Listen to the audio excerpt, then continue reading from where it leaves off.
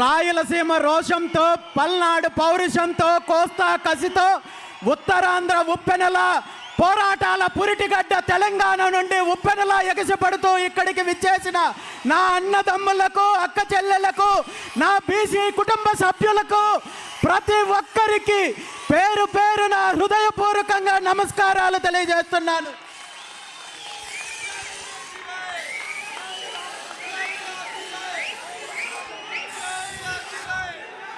అదేవిధంగా ఈ కార్యక్రమానికి సహకరిస్తున్న పోలీస్ సిబ్బందికి, మీడియా సిబ్బందికి, సాంస్కృతిక కార్యక్రమాల్లో పాల్గొన్న ప్రతి ఒక్కరికి కూడా ధన్యవాదాలు తెలియజేస్తూ, ఈరోజు మనం కార్యక్రమానికి మొదలు పెట్టేక ముందు మొట్టమొదటిసారిగా వేదిక మీదున్న అనేక మంది కులదేవులతో పాటు బీసీల యొక్క అభ్యున్నతికి, బహుజనుల యొక్క అభివృద్ధికి ఎంతో కృషి చేసిన మహనీయులందరినీ కూడా స్మరించి కులదేవతల యొక్క ఆరాధన కార్యక్రమం చేసుకున్నాము. ఈ కులదేవతల ఆరాధన ఎందుకు అంటే, వృత్తుల ఆధారంగా ఏర్పడిన కులాల యొక్క అభివృద్ధి కానీ, రక్షణ కానీ, కులదేవతలను ఆరాధించినట్టయితే ఖచ్చితంగా ఆయా కులాలకు, ఆయా సామాజిక వర్గాల వారికి, ఆయా వృత్తుల వారికి రక్షణ ఉంటుంది, అభివృద్ధి ఉంటుందని మన పెద్దలు చెప్తారు, మన శాస్త్రాలు చెప్తాయి.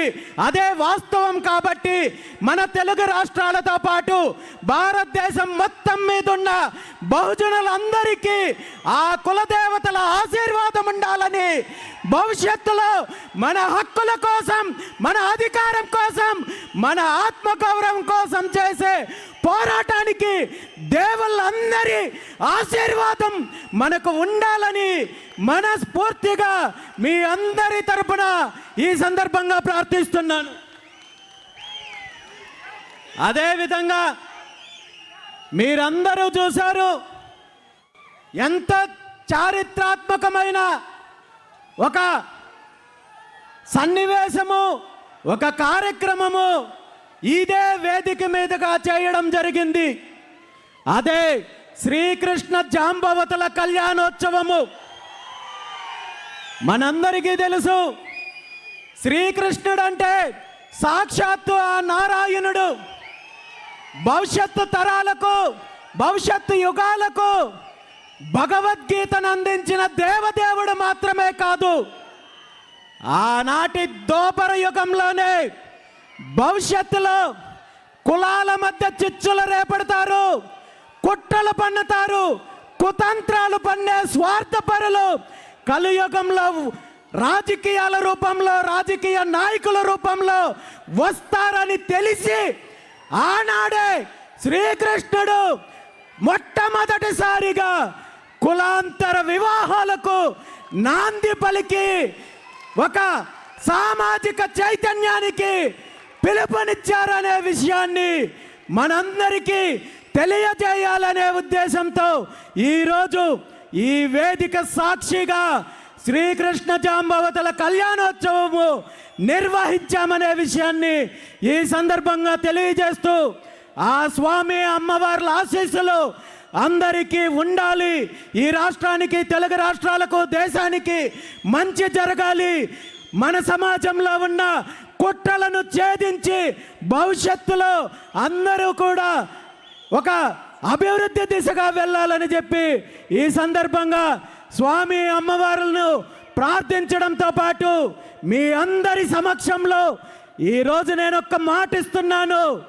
మనకు ఎన్నో దేవాలయాలు ఉన్నాయి, ఎంతో దేవతామూర్తులు ఉన్నారు, కానీ ఎక్కడ శ్రీకృష్ణ జాంబవతుల యొక్క దేవాలయం మన ప్రాంతంలో లేదు. కాబట్టి రెండు తెలుగు రాష్ట్రాల అందరికీ, ప్రజలందరికీ అందుబాటులో ఉండే ప్రాంతంలో ఆ స్వామివారి అనుగ్రహంతో శ్రీకృష్ణ జాంబవతుల దేవాలయాన్ని నిర్మించి సామాజిక చైతన్యానికి మరో అడుగు ముందుకు వేసే దిశగా ప్రయత్నం చేస్తాను, అది సాధిస్తానని చెప్పి ఈ సందర్భంగా మీ అందరికీ తెలియజేస్తూ,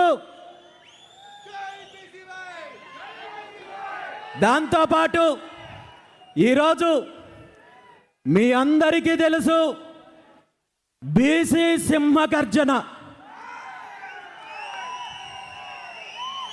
చాలామంది నన్ను అడిగారు, బీసీ సింహగర్జన అనే పేరు ఎందుకు పెట్టారు? ఇది బీసీ గర్జనో లేదా బహుజన గర్జనో లేదా మరో గర్జన అని పెట్టచ్చు కదా, సింహగర్జన అనే పేరెందుకు పెట్టారని చెప్పి చాలామంది పెద్దలు నన్ను అడిగారు. దీనికి ఖచ్చితంగా కారణం ఉంది. సింహానికి ఒక లక్షణం ఉంటుంది. సింహానికి ఒక లక్షణం ఉంటుంది. అడవిలో ఎన్ని జంతువులున్నా, సింహం కంటే బలమైన జంతువులున్నా, సింహాన్ని మాత్రమే రాజు, అడవికి రాజు అని ఎందుకంటారో మీకు తెలుసా? సింహానికి తనకు ఏం కావాలో స్పష్టంగా తెలుసు. తనకి ఏం కావాలనే దానిపైన స్పష్టత ఉంటుంది. తనకు కావాల్సిన దాన్ని సాధించుకోవడానికి తనకు ఖచ్చితంగా సాధించుకునే వ్యూహం ఉంటుంది. కాబట్టి అడవికి రాజు సింహమైంది.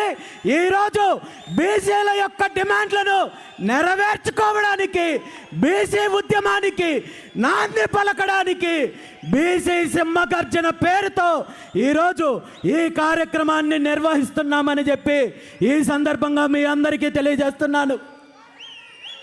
గత సంవత్సరం 2025 డిసెంబర్ 11వ తేదీన విజయవాడలో బీసీ మహాసదస్సు పేరుతో ఈ తెలుగు రాష్ట్రాల్లో ఉన్న బీసీల యొక్క సమస్యలపైన, బీసీల యొక్క డిమాండ్లపైన అనేక మంది పెద్దలు, సంఘాలను ఆహ్వానించి చర్చించిన తర్వాత 5 ప్రధాన డిమాండ్లను నెరవేర్చుకోవడానికి భవిష్యత్తు ప్రణాళిక ప్రకటిస్తూ ఆనాడు ఈ బీసీ సింహగర్జన కార్యక్రమం గురించి, బహిరంగ సభ గురించి ప్రకటించడం జరిగింది.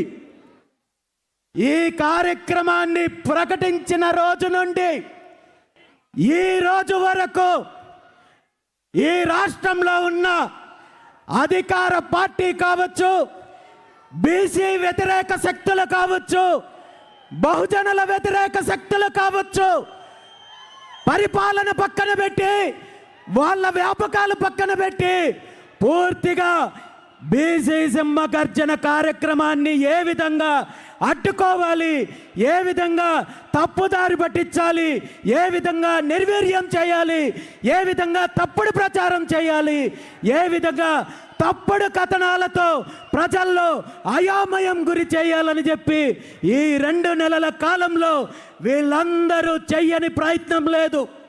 చివరికి ప్రభుత్వము, పోలీస్ డిపార్ట్మెంట్ అడ్డం పెట్టుకొని ఈ కార్యక్రమానికి అనేక కుంటి సాకులు చెప్తూ పర్మిషన్ నిరాకరించే విధంగా ఒత్తిడి తీసుకొని వస్తే చిట్ట చివరి ప్రయత్నంగా ఈ రాష్ట్రంలో ప్రజాస్వామ్యాన్ని నిలబెట్టడానికి, భారత రాజ్యాంగాన్ని కాపాడడానికి ఉన్న ఒకే ఒక్క ఆయుధము గౌరవ హైకోర్టుని సంప్రదిస్తే హైకోర్టు వారు శాంతియుతంగా, ప్రజాస్వామ్యబద్ధంగా జరిగే ఈ కార్యక్రమాన్ని అడ్డుకునే హక్కు మీ ప్రభుత్వానికి లేదని చెప్పి అనుమతి ఇవ్వడం వల్లే ఈరోజు ఈ కార్యక్రమాన్ని మనం చేసుకోగలుగుతున్నాము. మీ అందరి ముందుకు నేను వచ్చి మాట్లాడుకుంటున్నాను. కాబట్టి ఈ సందర్భంగా 2 తెలుగు రాష్ట్రాల్లో ఉన్న బీసీ ప్రజలందరి తరపున గౌరవ హైకోర్టు వారికి మనస్ఫూర్తిగా పాదాభివందనం తెలియజేస్తున్నాను.